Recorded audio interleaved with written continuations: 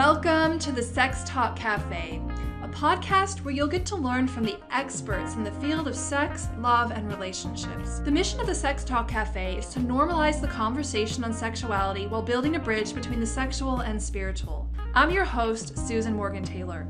I'm a holistic sex therapist, intuitive coach, and specialist in women's sexuality and feminine spirituality. I'm the founder and CEO of the Pathway to Pleasure Collective, where I help women and couples around the world restore intimacy, save their relationship, and get back to love without feeling like they have to sacrifice themselves just to keep their partner happy. Thank you so much for joining me. Welcome to the Sex Talk Cafe.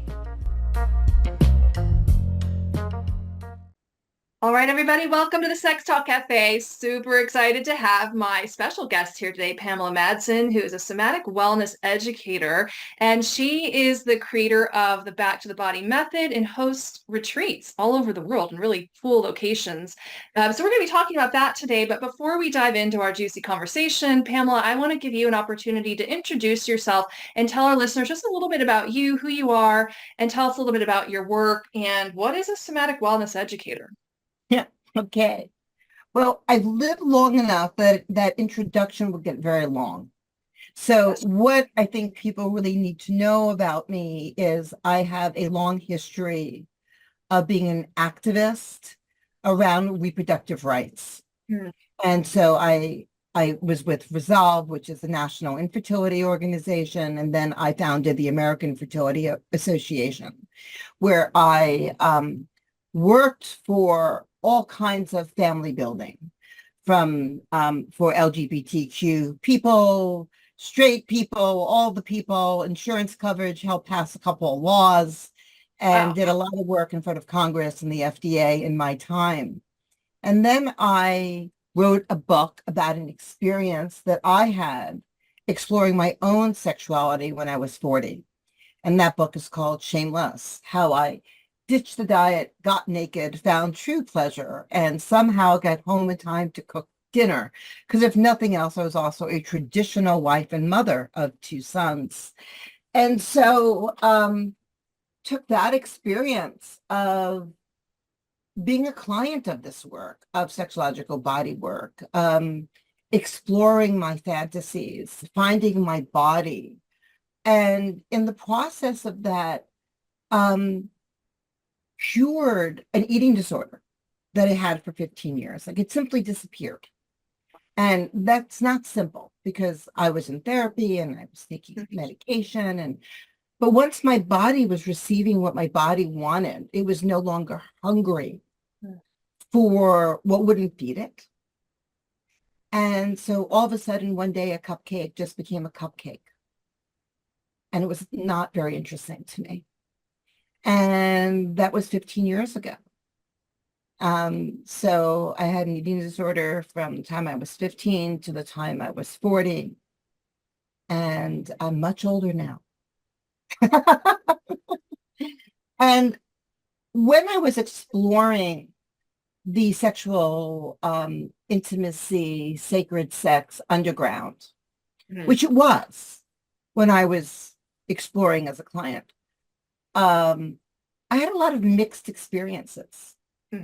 Some that were delicious and lovely and ethical and gorgeous, and some where the emphasis was solely on the ejaculating. Yeah. Solely on like a very particular angle of sexuality. Right. Like my body didn't matter. It was just this. Yeah. And, it has its place, and it's not the main course in my opinion, in any way at all. And the workshops, make your woman squirt, piss me off. Right. Yeah. Say that anymore? Or am I dating myself? Yeah, no. And I think because what you're speaking to, it's so singularly focused on the outcome, right? Just go for the ejaculation, go for the orgasm, go for the goal, which is that's actually, Susan, that's actually a masculine model. Yes, it is. Because men don't always know what's going on for us as women. Right. They can't decipher what long, heightened, peaking arousal patterns sound like versus orgasm. But ejaculation, they can see. Right. That's a really, really good point. It's visible. And here's my theory, because I know that a lot of your work does center around women's sexuality and bringing women back to their bodies, back into pleasure, which is one of the reasons I'm really happy to have you here. As a specialist in women's sexuality myself, I also find, and I'm sure you do too, that women also were unaware of what our bodies are capable of or what expanded states of pleasure are like, because we've sort of just taken what we've gotten and we don't understand that something else is possible. And what we see in media and TV and movies largely is that model of slam bam, thank you, ma'am. The guy is done in 30 seconds, 2 minutes if you're lucky. And then as women, we think that our bodies are supposed to be like that. And therefore, there's something wrong with me because that's not what my body is doing. So fix me. I'm the problem. So I find that as well. It's like really like a lack of knowledge, a lack of education around the feminine sexual response, the female bodied sexual response and what's actually possible. And that's also possible for the male body as well, I might add. It's just that we don't, it's just sort of a different path when we don't have the education around it. Absolutely. I mean, so everything you said is true. And so what happened with me is after I took the sexological bodywork training, I finally decided that I was going to create a container for women. Yeah. Where women would come and there'd be no magic wand that, you know what I mean by that? Magic. There'd be no magic wand, Yeah. you know, that would be coming out. This is the time that most women want to touch the magic wand, my sword of life. You know, yeah, that doesn't happen at my programs. Thank So God. I do work with a lot of male practitioners, also female practitioners, and we have a very, very strong code of ethics, and we're also papered. People sign agreements with me about what happens and what doesn't happen at a back to the body retreat, and what a practitioner is, what's expected of a practitioner. And while I believe that men belong in the space, I believe that male practitioners, as well as female practitioners, belong in this space, because a lot of the work that we're teaching women to do is how do they voice to a man? Yeah. How do they speak back to power? Yeah. Because the masculine in the sexual realm is also often seen as the powerful role. Right. And so how do we slow things down? Yes. How do we actually learn our bodies when we're not taught? Right. We're not even taught to trust our bodies. Right. So how are we going to voice? And so, Right. I mean, even look at what's going on right now around women's reproductive choices. Right. I believe in all the choices. Yeah. Okay. Whatever it is you want to do as a woman is the right choice.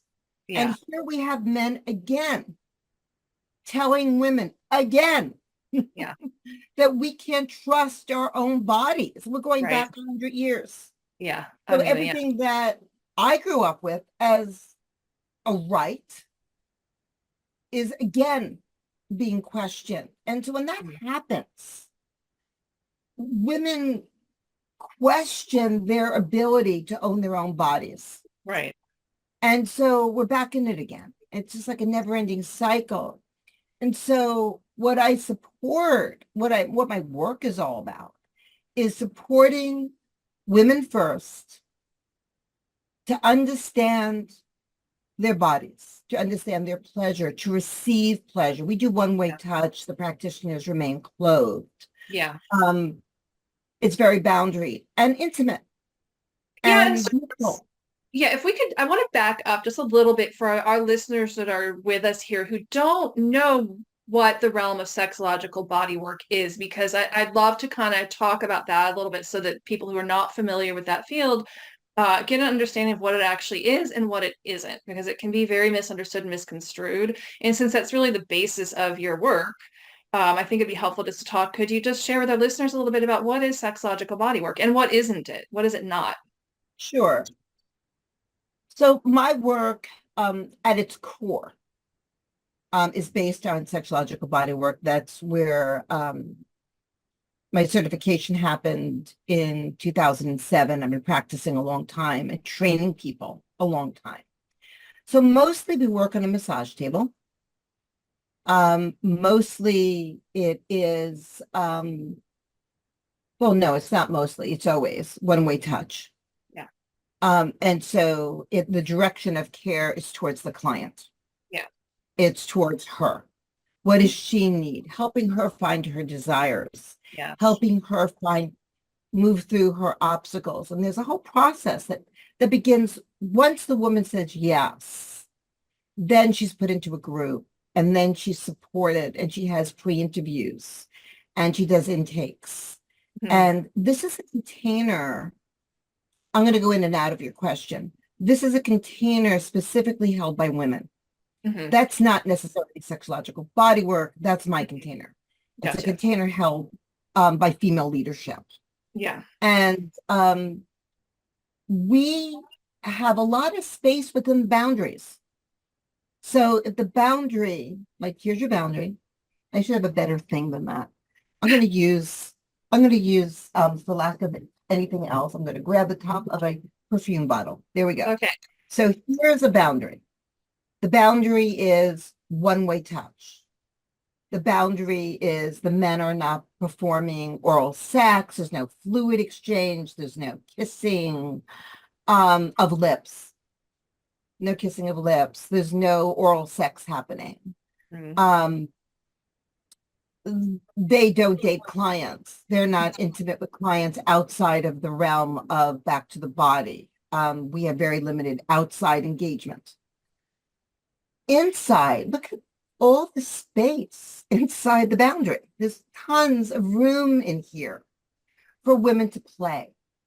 There's room in here for women to explore things like kink. Mm. You know, were you fascinated by 50 Shades of Grey?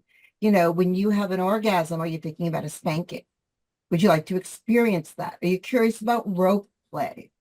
Are you curious about how your vulva works? Are you curious about what gives you pleasure? Have you learned how to speak that? Have you learned about your boundaries? Have you learned about consent? Have you learned how to not feel shame around what turns you on? And so when was the last time you have looked into somebody's eyes and been intimate with them? So we have intimacy in here. We have connection in here. Mm. And so we become a place where women can practice these Mm-hmm. skills. They can Mm-hmm. actually feel what it's like to have full on attention. Yeah. And that can be, the women get 5 sessions during the week, which is the recipe, 5 sessions. They 5 range sexological bodywork sessions during this retreat. the touch. Okay. So sexological bodywork is actually more than touch. Okay. Sexological bodywork is also education. Uh-huh. And so what I'm doing with you right now is a form of sexological bodywork. Yeah. We're doing sex education together right now. Yeah. And so that would fall in the realm. And so there are workshops that go on, and women tell their body stories and their erotic body stories. And we do all kinds of programming outside of touch. And the touch is extremely important for women. Yeah. You know, what is it like to have 90 minutes or 2 hours of undivided attention? Yeah. Right. Like, I mean, how often do we get that? And I think also what you're speaking to, how often, especially as women, are we given permission to take the time that we need to really listen to what our body is saying, and then to be empowered through our voice to make that choice, to give voice to the thing that our body is desiring or not desiring, and to be so empowered in that. But I think there's a lot to be said for that spaciousness and that slowing down, and to have no pressure to have to want anything at all, or any pressure to have to produce some kind of result. Because as women, we really get in that trap of, oh, I need to please my partner, so I need to produce an orgasm or pretend like I'm enjoying this even though I'm just tolerating it. And there's a lot of unwinding, I imagine, that happens at your retreats that these women go through. And I don't know if you want to speak to that, because, you know, pleasure and guilt are intimately intertwined, and shame. And a lot of times what I see is those become really big obstacles to pleasure, where there's so much like, oh, I shouldn't feel this, or there's religious programming that tells us that we're bad if we feel aroused. And how does that show up in your retreats, and how do you help your participants work through that? It's an interesting question, and it's been a very alive question for us. So here's what's true. We see all kinds of women, right? So we see women who are somewhere between their 30s and their 80s. I mean, it's a huge spectrum. I've Wow, had like 7 decades at one retreat, that's great. which is gorgeous, right? So, you're never too old, but you can be too young.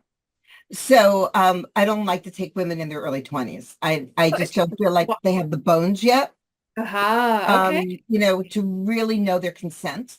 Okay. Yeah. So I have had women in their early 20s, but they have to go through an extensive interview with me just to feel that they have the maturity to Yeah. know their yes and to know their no. Yeah. That's a But huge thing. to your point of your question, um, a lot of women have had trauma. Yeah. And what is interesting around sexual trauma is it often becomes the turn on, which is very confusing to women. Yeah. So, and they to have women understand you're not in control of what turns you on, like your kink, your desire. And so if we have worked with women who have, this is going to be difficult for people to hear. An extraordinary amount of women have been molested by their fathers Yeah. and their brothers and their uncles. It's an extraordinary number of women. And through those non-consensual relationships, these women received undivided attention for a period of time. And some of them received inadvertently pleasure. Yeah. And so that became the imprint. Yeah. The rape became the imprint. The being forced against their will became the turn on imprint. And so instead of trying to untangle that, because you can't. These women have been in therapy for 20 years. Right. It doesn't work. Yeah, I So agree. instead of trying and the guilt and shame, and so instead to validate and to say, yeah, that happened to you and that was really shitty and that was wrong. And this is a turn on. It has now been imprinted as a turn on. So how do we embrace it? How do we permission the turn on, not as being shameful, guilty, disgusting, and awful? Right. How do we play with the turn on? How do we invite that and give permission to the turn on, knowing that you don't want to actually do that again? Yeah. That you wouldn't wish that upon yourself again. Right. That it's not about forgiving the predator. Right. It's about, okay, this is what I've got now. And this is what turns me on. So maybe it's important for me to dress up like a schoolgirl and wear pigtails. Yeah. To my session and be the little girl. Yeah. And embrace the turn on. And so that could be some of the work that's happening. Obviously not in every room. Right. But trauma is a really interesting thing. And the guilt and shame women hold about what has been imprinted on them. So permissioning the imprint and embracing the imprints it can be very, very important to a woman's healing because she's not going to get rid of. Right. She's not going to get rid of the imprint. It's not going to happen. Yeah. And if they embrace it and live it out, it's actually possible that other things will start to catch their attention. Right. And they can slowly let go of this thing. Yeah. And move on. Well, so I'm wondering if a little bit of what you're speaking to is helping these women kind of find pleasure where it's already living, even if it's sort of inside of this thing that was imprinted that maybe wasn't so positive, but there's still pleasure associated with it. And as they're able to sort of just accept what is, that from there, other new information can come in, or the curiosity to try new things or be open to new things, perhaps even then there's space for that. If we're kind of just, yes, and being in a state of embrace with, with what is, with perhaps the kink or the trauma that maybe feels shameful. Absolutely. And so they're not going to spend all their time in that. Right. So once Right. that gets incorporated, then I have space to play with other forms of eroticism and other experiments with my body. Yeah. And so we see a great deal of that, and which is so unfortunate.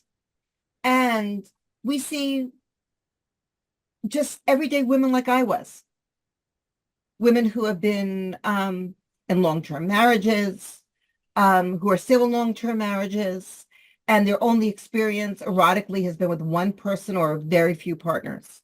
Yeah. We see women who are sex goddesses and need a place to become a bigger, better sex goddess, Nice. because there aren't many places to go to. Like for me, I work with my own practitioners, and I've been climbing on tables for 20 years. I'm still climbing on tables. It's my practice. It's where I grow. It's where I talk to God. It's my altar. It's where I actually can play with trance states and long tail arousal and my own self-expression, and where I dance on the table in my erotic pleasure. There's images of me that I can't show on social media. Okay. But the women get to see live demos.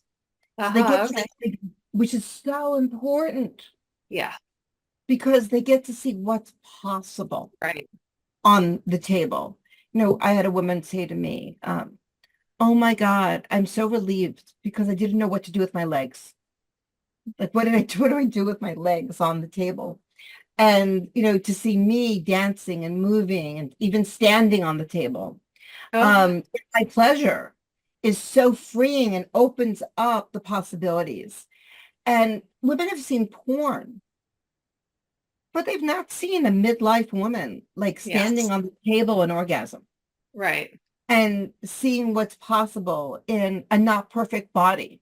Right. To see, not perfect body. Let's circle back. Like, why? What? So many women come with body dysmorphia. Mm-hmm.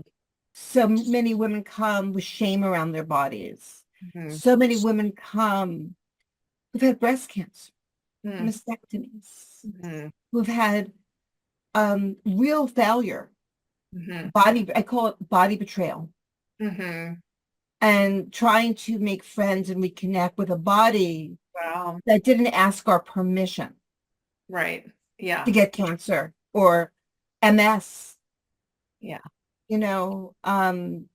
We've had women show up with all kinds of things, and that's what we work with, and we're so experienced with it. And again, we have women who come for pleasure.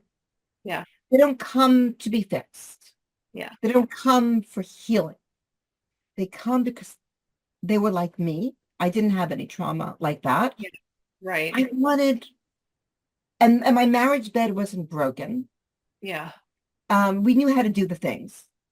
Licky, licky, sucky, sucky, fucky, fucky. We did all that. I had orgasms since I'm 5 years old. It wasn't about that. It was about this somehow a knowing there was more. And it wasn't work that I was going to do with my husband. Right. It's so interesting. I know that is in my story of my sexual awakening. That was very much a place that I was in, of like, I know there is something more. I don't know what it is, but I want to find it. Yeah. And I agree. I think that is largely work that needs to be done initially, at least within our own bodies and within discovering what is pleasure, where does pleasure live, how does pleasure work, how does my body even work, how does my arousal work, what is sexual energy. There's so much value in that. The piece to this, however, that I think is really threatening for a lot of women is that pleasure can feel extremely terrifying and even threatening.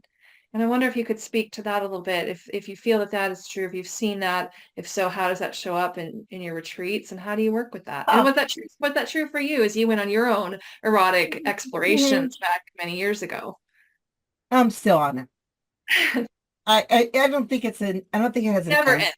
I don't. I really, I don't believe that it ends. I really don't. But it does begin. There is a beginning. There is a beginning. Absolutely, there is a beginning. And I just got waylaid. Could you repeat your question again? Yeah, is that pleasure can feel very threatening and Okay, terrifying. got And it. I'm curious if And you found that to be true for yourself when you began, and then also if how it shows up with your participants at your retreats. for me, I think in a different way, it was terrifying because I didn't know the practitioners. I wasn't in a safe enough container. I see. I was, calling up random practitioners. Oh, yes. Yeah. I mean, because this wasn't readily available Right. 50 years ago. Yes. It was just not available for women at all. And where it was available was in very specific goddess spot containers, which I found, explored, and found sometimes nutritive and sometimes not nutritive at all. Yeah. So how it shows up when women are really moving pleasure energy initially, they can experience nausea. They can actually vomit. Oh, wow. Because they're moving energies and block spaces. Yeah. And so every once in a while, it's not all the time, of course, there's a woman who comes out of session and says, I don't understand, I'm nauseous now. I had such a great session and I'm nauseous. And I'm like, yeah, you're moving all this unblocked spaces. The fear also of pleasure and or / knowing yourself. Yeah. Is the fear that if I really embrace pleasure and who I am as a woman, my life is going to change. Yeah, absolutely. Or my marriage will end, right? Like, and it does. And it can. Yeah, well, it can. Mine did. And it can. And women who come in transition or divorced or single often find partners afterwards. So there is a realignment that can be terrifying, which is often why women don't do this. Exactly. Yeah. That's a big obstacle, I'm sure, to women out there who are listening to this, who might be like, oh, this sounds really amazing. But then there's that terror of like, oh my God, but then my relationship might end or my life might change. And the fear of that is greater than that desire for the pleasure and for some people. And so they never take the leap. But there are those out there that that there's something on the other side of that. And that's the thing that's greater, that's pulling them towards the exploration of their own eroticism and their own pleasure and their joy. It's our birthright. And it's our creative energy. And our creative life force energy. Absolutely. And so when we embrace our pleasure, we're also embracing our sovereignty. And so when I am strong in my body, when I know who I am as an erotic woman, that energy actually provides safety for me. Yes. When I walk through the streets, that provides energy for founding my business. Yeah. For my creativity, for my parenting. It goes out into the world. It goes into your lasagna. Okay. Like your lasagna tastes better when you're erotically alive. It's so true. But let's go back for a minute to the safety piece, because I think that's where a lot of people get hung up as well. Or they get stuck there thinking, and it's a misthought. That's why I want to talk about it. If I awaken myself sexually, and I like really come into my sexual authority, my pleasure, and my power as a sovereign sexual woman, then I'm going to attract more of what I don't want. The negative male gaze, right? That negative sexual energy that's grabbing at women that is out there in the world. We've all experienced it. The thought is that I'll be less safe if I'm really connected with my sexuality. And so what we tend to do is we disconnect from it. But I'm sure you know this, we're really less safe when we're not fully embodied and in full union with our erotic life force sexual energy. We're actually much safer when we're embodied in it. But the myth is that I'll be less safe and I'll get more unwanted attention if I'm sexually activated and alive. Can you speak to that for a minute and what your experience has been? Because you said you're safer in the world when you're unified with that force within you. Well, it's kind of interesting, right? I like attention. I enjoy attention. Yeah, me too. I enjoy the male gaze. Yeah. And I feel safe in it. Yeah. Because I feel safe in my body. Right. And I can choose whether to attract it or not attract it. And I can make those choices by how I walk and how I engage and how I engage with my eyes. Yes. Like, do I smile? Do I look up? Do I look away? I have choices. And, I think it's a shame that women are frightened of the male gaze and the female gaze. Yeah. I think being seen is something that most people are so hungry for. Right. People want to be seen. Or they at least need to be. I believe it's a really important thing. I think, but part of the fear is because women have been harmed, perhaps. They've been, even if you didn't have some explicit sexual abuse that happened when you were a child, everyone has some negative sexual experience. Most of us do. All of us have some negative experience that happened to us when we were young that maybe have caused us to be less than fully expressed in our sexuality. And I think that's where that piece comes in of like why sometimes women will pull away from it. Which we shouldn't shame men for that, in my opinion. Men will be men. But we'll go into that sort of shaming and making men wrong for wanting to look at us. And that tendency to want to hide, I think, is a really common obstacle to our full erotic embodiment that I see a lot in my work when I work with women and couples. I think that's true. I think that's absolutely true. And I also think that, again, when we're embodied, when we have feelings of sovereignty, it's easier for us to manage those feelings in those situations. Absolutely. It's easier for us to say, and maybe even like a kind way, thanks, and I'm not that interested right now. Yeah, right. Because you're empowered. And, it's just sort of like, thank you, and. Right. Thank you, and. And so, and people need to figure this out for themselves. What's their comfort level? What I've learned is that women, as they become more and more embodied and more safe in who they are, become more peacocky. They become much more flamboyant in how they dress and how they welcome gays and how they engage with people. And it's a process. Yeah. And people get there step by step. It's what I find, Susan, is that some people just quit too soon. And so it's about embracing being uncomfortable. Yep. And it's amazing with the combination of touch work, embodiment work, and classical therapy, how quickly women can move. Yeah. Women who've been stuck in one thing for 20 years in 1 week, right, are able to move mountains. And because you're involving more than just the mind and talking about it, where we're really disconnected. And that's the problem that I have with sort of your traditional therapy model. And I come out of that world. That is my past as a psychotherapist for 10 years. It's really limited in that aspect, and to be able to bring the somatic piece on, bringing the body on, bringing the experiential real-time practices that bring us right up against that thing within us so that we can actually work through it in real time is so valuable. And it's not the kind of thing that sort of your traditional talking space can really provide.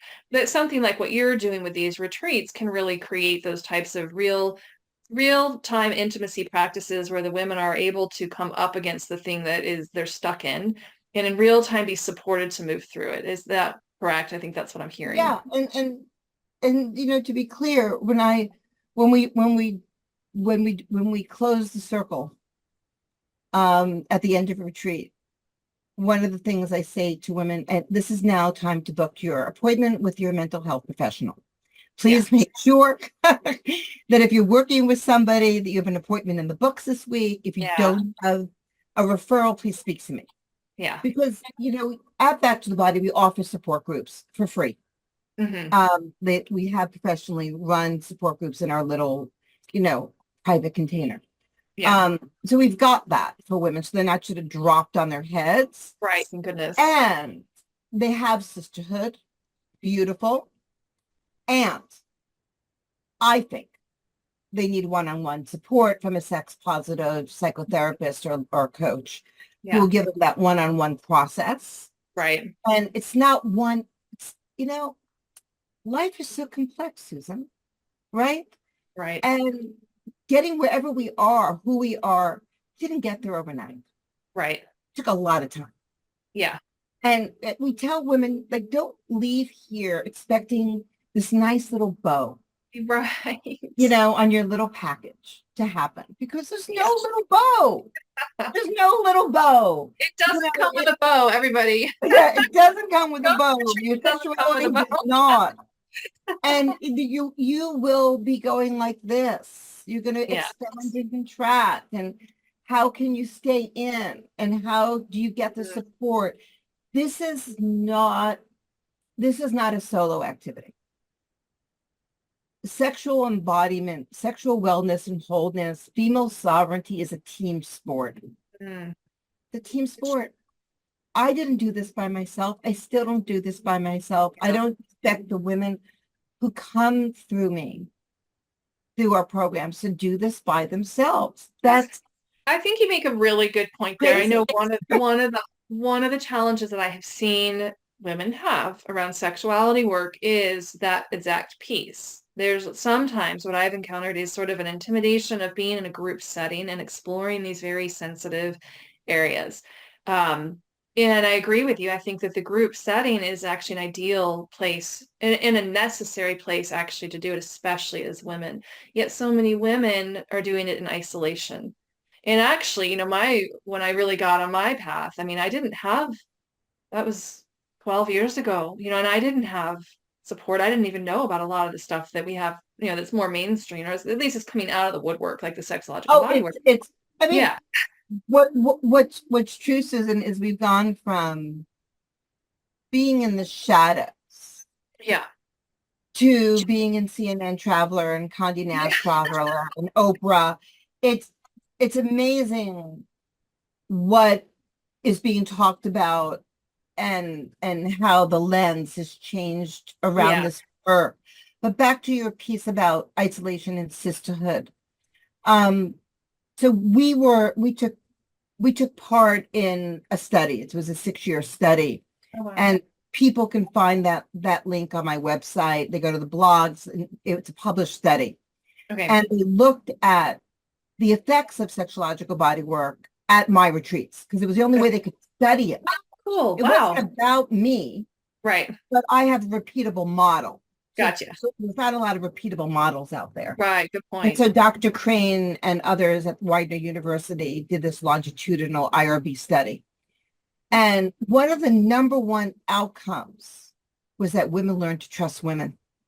Oh my goodness. Wow. Isn't that incredible? Yeah, women learn to trust women. Well, we've been so conditioned in more of the patriarchal society in which we largely live that, women turning against women, going into competition with other women. That is not our natural state as really the feminine force. It's really about cooperation and working together and trusting one, building trust. I mean, that's amazing. I wonder, tell me more about that. Like, why do you think? Sure. I know why. You want to know why? I'll tell you why. Okay. I knew the answer, and I knew it was going to be an outcome of the study before I got to see the actual results, because I lived it, right? Yeah. I lived the programs. So the reason why is we've taken out mate competition. Wow. Because we've taken out competition, especially around male attention. Wow. Holy moly. Because everyone knows that they have a practitioner. Everyone knows they have their sessions. It's on their schedule. Everyone knows they're getting it. Everyone's getting, so my attention. No one's competing for my attention. Right. No one's competing. And so when we take competition away from women, then they become allies to each other. Wow. And then you hear women, let's say you knew that Sally was having trouble with finding her pleasure. And we're doing a workshop, but we can hear Sally. And we can hear Sally's pleasure. And then the women start like dancing to Sally's pleasure. So we start embracing and supporting each other when we're not fighting for the same crumb. Wow. Everyone's getting a whole slice of cake. Wow. That's awesome. And I really do believe that is what's true. There's another organization, I'm not going to mention their name, and they have this weird policy that the men who are teachers there cannot they cannot initiate sexual contact with outside of sessions, but the women can. So what are they setting up? Yeah. Competition Interesting. between the women. Wow. For that one practitioner's attention. Wow. So how can healing happen in that environment? It's really interesting. Healing can happen when we are fighting for the same cookie. We're fighting for the same job. We're fighting for mother's attention. We're fighting for a lover's attention. Yeah. We cannot stop being hypervigilant. And you can't be in pleasure. You can't have an orgasm. You can't do any of those things. If you're like, Yeah. It's so true. Wrong part of the brain. The wrong part of Exactly. And so we remove that the best we can. Yeah. And we talk about don't compare, don't contrast with each other. You don't, there's a difference between secrecy and privacy. Yes. And, when someone is sharing their story about their session, that's not the moment for you to say, oh, you think that was cool. Let me tell you what happened with me. So we teach them how to communicate with each other. How do we listen to each other's stories? How do we become cheerleaders for each other? And what's true is that I've been doing this particular work for 13 years now. And, women do eventually move on. And some of them remain friends with me on Facebook.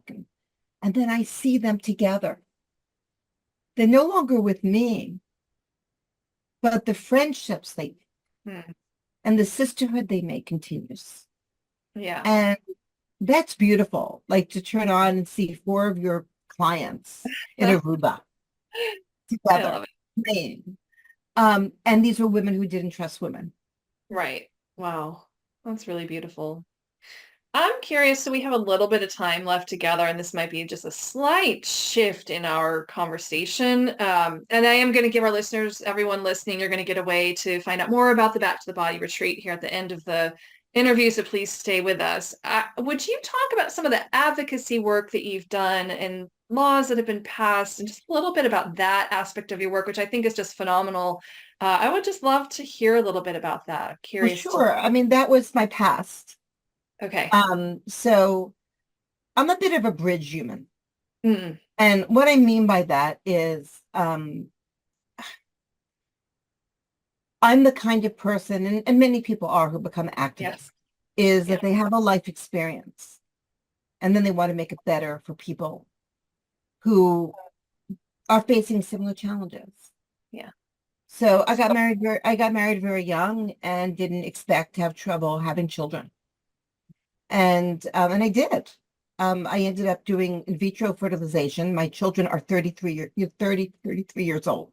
So we're talking about, the Stone Age of fertility, of the fertility world, the very beginning of the fertility, the modern, when in vitro fertilization was not like McDonald's, where there was a fertility center in the mall. Okay, you had to travel and get on a wait list to go to Virginia, to go to a particular institute. There was like 3 in the US. Wow. And so that's my background in trying to build my family. And so I wanted to make that world better. And we went into huge debt because insurance wasn't covering our treatment. And so I was a kindergarten teacher. That's where I started. I started in the New York City public schools teaching kindergarten. And I got married at 19. And I'm still married. So I didn't want people to have the financial burdens. I wanted to, I was extremely public. I did things that don't exist anymore, like the Joan London show with my IVF baby to show people that he was normal. Like all that really foundational work I did the work around understanding your biological clock, which women didn't understand. I did a study of 17,000 women from around the world. That's why you know that you have a biological clock, because I did that. Oh my And gosh, that's what no got me on kidding. Oprah. That's your That's what got work. me in time. That was my work. That's And so, amazing. I didn't know that. thank you. And so I helped pass 2 laws for family building in New York and New Jersey. Okay. And before I moved on to sexuality. And for me, it's a very similar thing. So I was bridging the gap for Mm, what was known about conception and fertility. yeah. And now I'm doing that for female sexuality. Yes. Well, I And love it. both were from my own lifetime experience. Right. And so I helped take infertility out of the closet. Okay. And now I feel being, I don't mean this in a hubris kind of way, Mm. but I'm extremely visible. Yeah. I was never goddess of the blue moon with a bindi. Okay. I was never that. I was always Pamela Madsen. You're You the know? New York style, East Yeah. Coast style. Yeah. Straight I was always just Pamela like- Madsen. I always used my name. I Yeah. used my platforms of people who knew me as the woman who testified before Congress and the FDA about reproductive choice. Wow, that's so And, cool. it feels so difficult right now. I had a quote that was like with Obama and all these people, and the quote was, "The right to have a baby is as important as the right not to have a baby." And right now in today's world, you kind of choke on that a little bit, Oh, wow. because of what's going on Right. with reproductive choice on both ends of the spectrum. Sure. And that affects women's sexuality. And we talked about that earlier in the show. Yeah. So I'm doing it again, Yeah. only this time I'm doing it around female sexual sovereignty Yeah. and taking that out of the closet. And you Yeah. know what's true, Susan, is we are inviting men. And so we do a couples retreat, we do private couples work. There are 2 beautiful men. I'm going to say their names. There are 2 beautiful men who run retreats that are just like Back to the Body, but for men. Okay. And a lot of our husbands go. Okay. And so one is known either as Happy Touch or the Apollo Project. Oh, I And know the that's Apollo Project. Okay, Yeah. and they changed their name, I think, to Happy Touch, but it's the same people. Oh, they did. Okay. Yeah, I think so. So Cosmo Means. And then for gay or bisexual men, Court Box and the Body Box. Now, his Okay. practitioners are male, Okay. and Cosmo Means practitioners are female. Yes. And so this work does exist Yeah. for men across the spectrum, including transgender men. Wow. Transgender women are welcome. Wow. And so we are expanding this. Okay. We are expanding this. And so sexual sovereignty can belong to all of us. And we do have men coming on board. And we do have partners coming on board. I had one husband say to me, "Look, this isn't fair. I sent you a Volvo, and you sent me home a Ferrari." And she didn't come with like a guidance book. I didn't get a manual. Get a guidance book, a manual. You Right. gotta learn how to drive the Ferrari. Yeah. I mean, Right. Because I was really good with the Volvo. She was really safe and dependable. And now I've got a race car. And I need help in managing my race car. And so like, come on, honey. We can help you manage your race car. And when feelings come up, men, some of the older men have had feelings like, wow, when I was really sexually virile, she wasn't interested. And now here I am. I'm not as sexually virile, and she is 50 or 60 or 70. Totally. And she's like off the charts. Yeah. And how am I going to hold this like brand new woman? And so we do help, we do support. Ladies, if you're listening, the men are teachable once you learn you. True. I mean, yeah, you got to do you first. So I so agree with that. Absolutely. Well, Pamela, you're a waymaker, a trailblazer, Thank you. an advocate, and I'm grateful for you and for the work that you have done to blaze those trails in the world, and that you're doing now with these retreats, the Back to the Body retreats. And I would love for you to just let our listeners know, how can people connect with you? How can they find out more about your work? How can they sign up for a retreat? Talk about that. Let us know how we can get in touch with you. Sure, I can do that in a minute or two. So first of all, they can just go to backtothebody.org.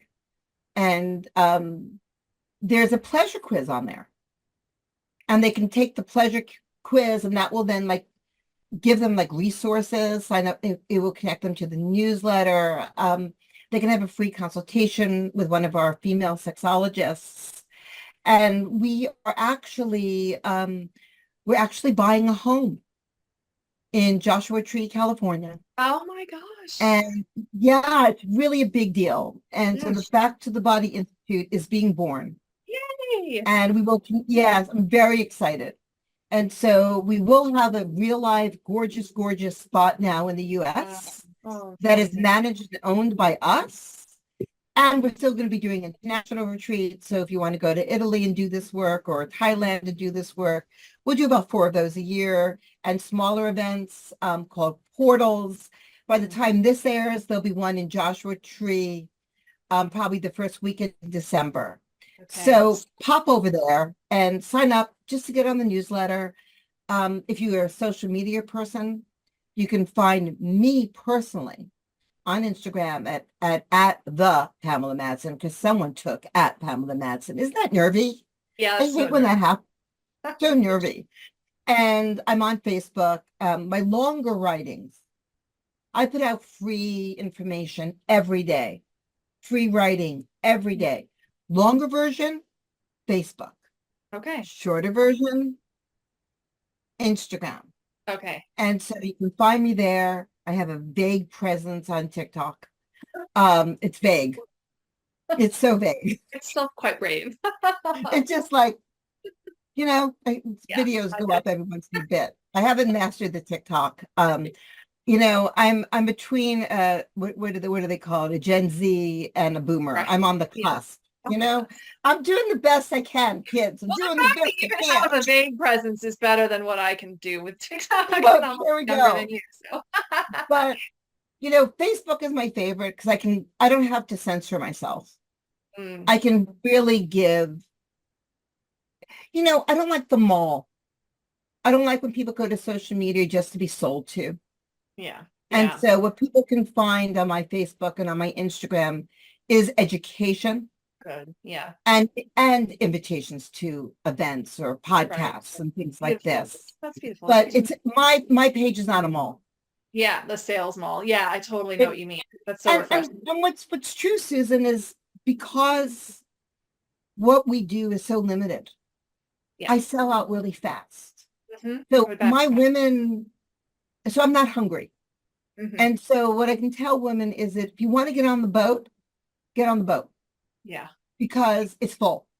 Yeah. And you have to plan 6 months or a year sometimes. Oh, okay. Good to know. To get to a retreat. Because the women who are in the program, they tend to take more. And they get like first bites. Yeah.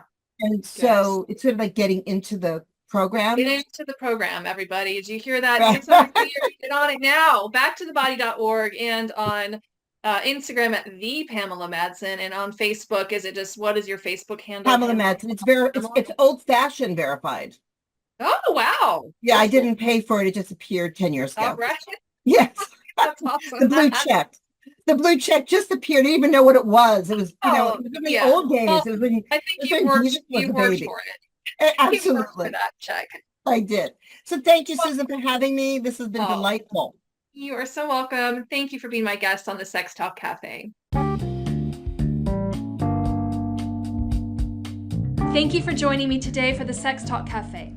Please be sure to show your support by subscribing to this podcast and sharing it with your friends. To keep in the loop on future events and happenings, and to grab your copy of our free ebook, The Pleasure Keys, 7 Secrets to Feminine Sexual Fulfillment, visit us online at pathwaytopleasure.com.